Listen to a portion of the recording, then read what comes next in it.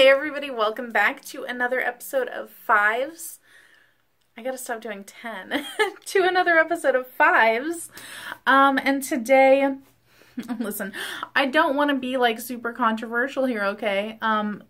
These are 100% my opinions, nobody else's. You don't have to agree with them.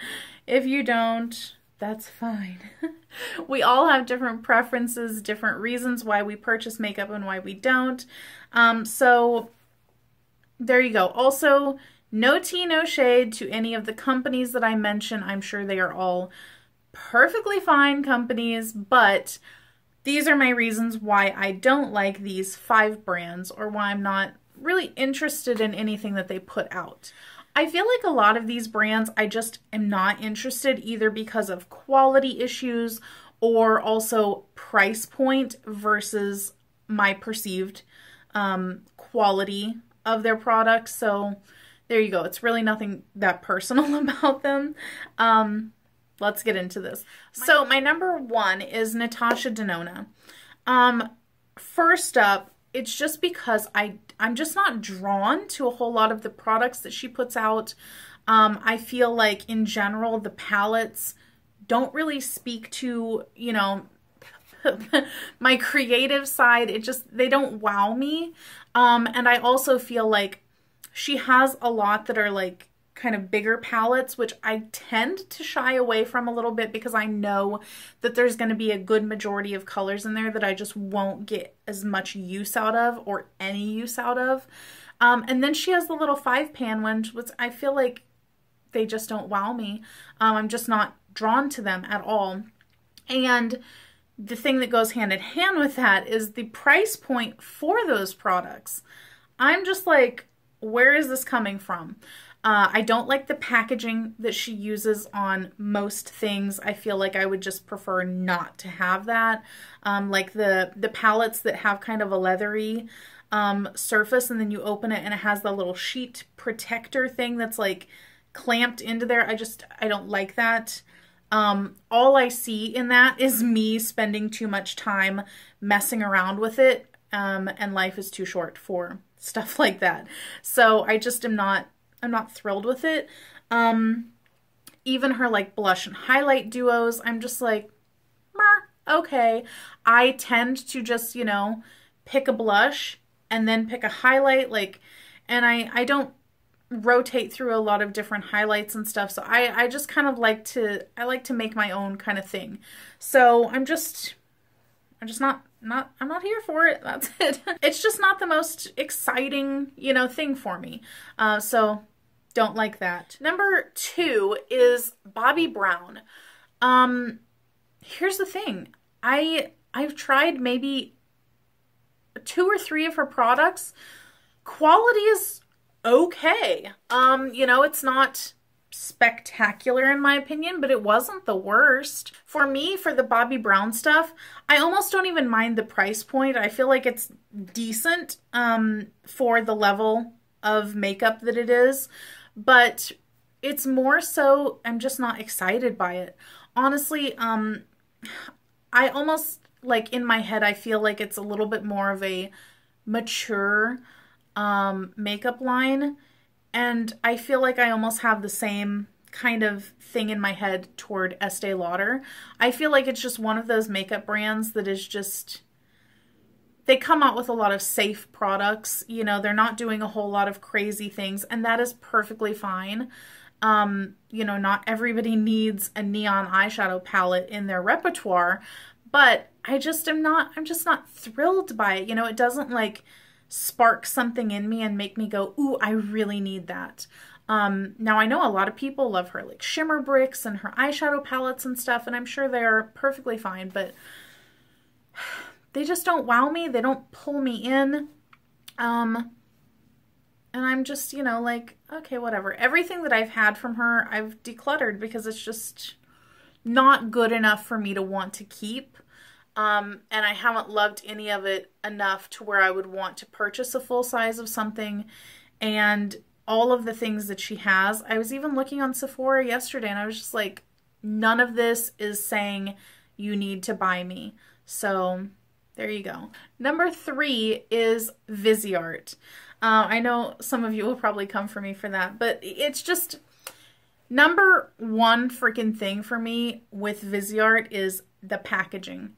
I don't want to pay like almost $100 for something that looks like it's from Wet n Wild. It's a mental thing, but I just don't want to do it.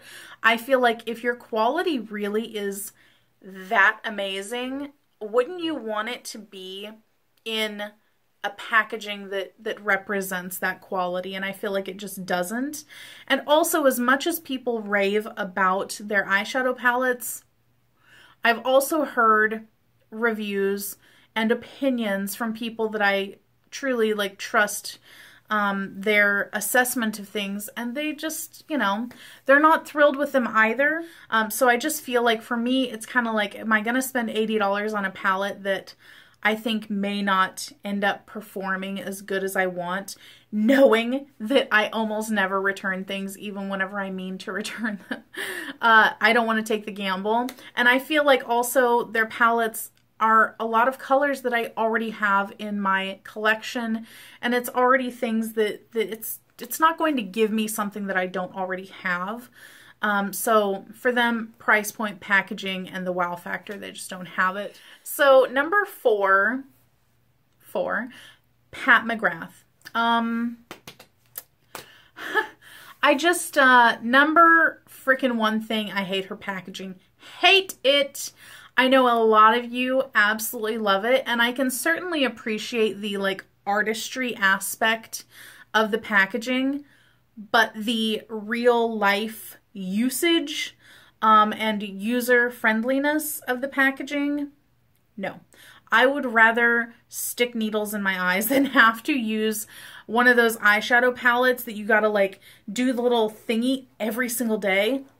I would go nuts. I would go freaking nuts. I would have to buy it, depot everything, and then throw away the packaging, which completely defeats the purpose of buying it, because you know that that packaging is a good part of the price that you're paying for.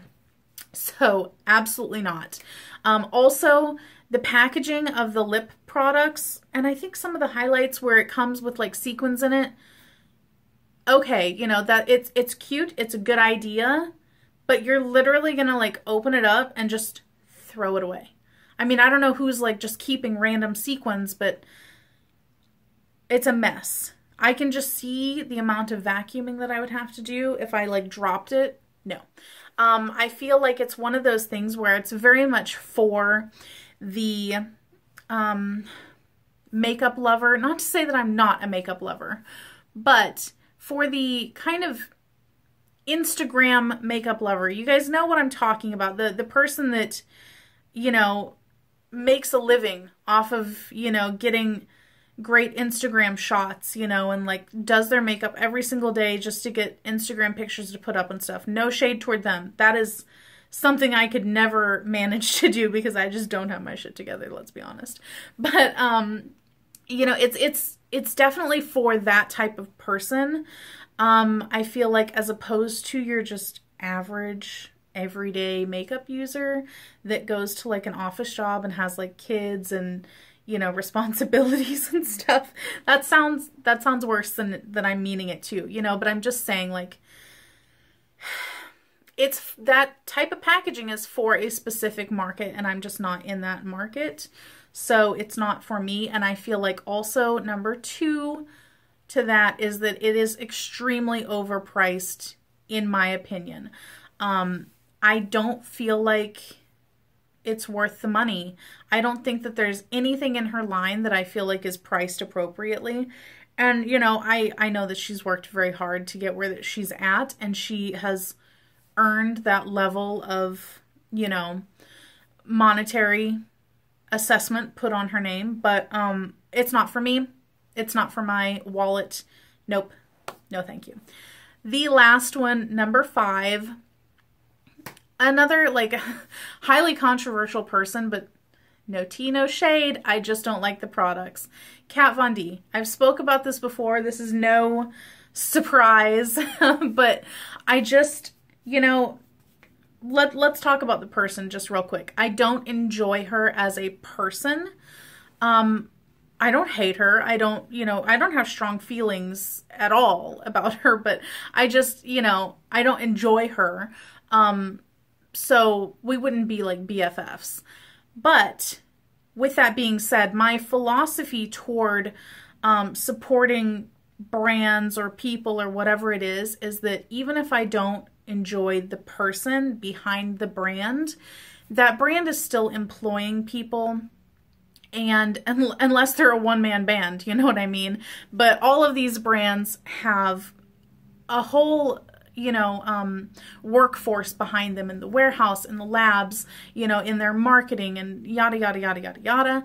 And even if I don't like a person, those people still need jobs and those people still depend on those jobs. So I don't want to, what's the word I'm looking for here? I don't want to diminish the importance of those people and the importance of the job to those people. So I separate out my opinions and my feelings for the person and the brand completely separate. So speaking just about the brand itself, I haven't had good luck with the quality of their products. I have tried eyeshadow palettes and blushes. I know the blushes were recalled, but that was a whole nother thing. The liquid lipstick, the regular lipstick, the concealer, and I also tried a sample of the foundation. Just none of it was any good. The eyeshadow palette was a disaster. I decluttered it. It was so poor in quality. The concealer creased like crazy. It had good coverage, but it was just not the right concealer. The foundation made my skin look like crap. The blush, patchy and terrible. That was just not good. The liquid lipstick was completely different in color than it was in all of the pictures that I'd seen online. And that was disappointing. And on top of it though, the formula just made my lips almost hurt because it was so drying and crackly and it just, no. And then the lipstick formula, it was just okay. I mean, I feel like I could get better lipstick at the drugstore. So because of that, I just choose not to buy any more of Kat Von D products.